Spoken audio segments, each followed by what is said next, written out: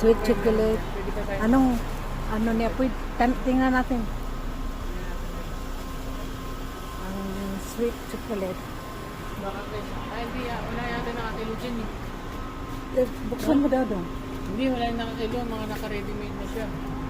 Kaya nga, tanong tayo. Anong klase siya?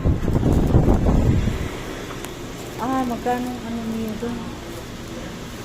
May mga signature siya doon. 150 na siya doon.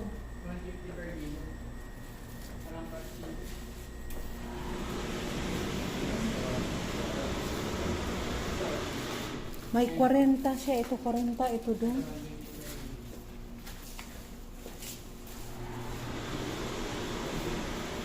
Ay, chocolate siya, oh.